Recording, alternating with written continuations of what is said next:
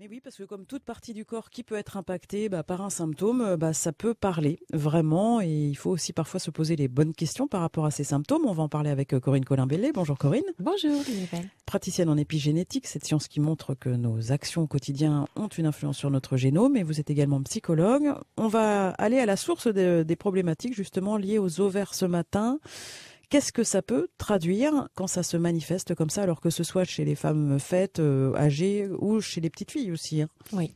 Alors, les ovaires représentent, de manière généraliste, bien sûr, le désir d'enfanter, la créativité en nous, l'espace de créativité en nous, mon habileté, bien sûr, à le faire, à pouvoir le faire, ma féminité, le fait d'être et de me sentir véritablement une femme comblée, satisfaite. Les dysfonctionnements ovariens vont nous parler d'un conflit à l'expression de ma féminité, ou peut-être d'être maman. Les ovaires sont le commencement de la création de la vie, où je peux donner naissance à mon enfant, mais aussi à des aspects de moi, là où je peux me redécouvrir. Donc il y a une forte dynamique de l'être intérieur. Et de la création. Et de la création, même, voilà, dans son essence pure. Mmh. Un conflit intérieur est-il en moi face à ce potentiel de créativité, de création? Est-ce que j'ai découvert ma propre voix? Est-ce que j'enferme tout mon potentiel? Est-ce que j'emprisonne ma créativité? Et auquel cas, ça pourra générer des problématiques de kyste sur les... toujours, on revient sur la dynamique du kyste dont on a déjà parlé. Oui. C'est-à-dire qu'il faut créer quelque chose. Si on n'en fait rien, ça va faire des choses à l'intérieur, quoi. On le retient et du coup, voilà, on crée pas le bon. Je me sens peut-être aussi, peut y avoir cette piste-là d'une emprise de fatalité, comme si je me sentais ligotée.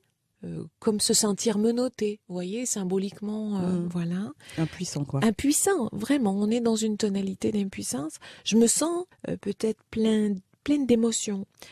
Je ressasse mes pensées, je me sens tiraillée entre un choix, un autre. Je me retiens peut-être aussi d'avoir un enfant. J'ai peur. Peut-être que mon histoire d'enfant à moi n'est pas totalement en paix. Ça pourra même freiner ma fertilité. Est-ce que j'ai vécu une expérience sexuelle qui a pu être traumatisante? Est-ce que je ne me sens pas digne d'avoir un enfant? Et autant de pistes très intéressantes à explorer en fonction, encore une fois, de mon chemin de vie, de mon environnement. Voilà, c'est-à-dire qu'il n'y a pas de recette toute faite.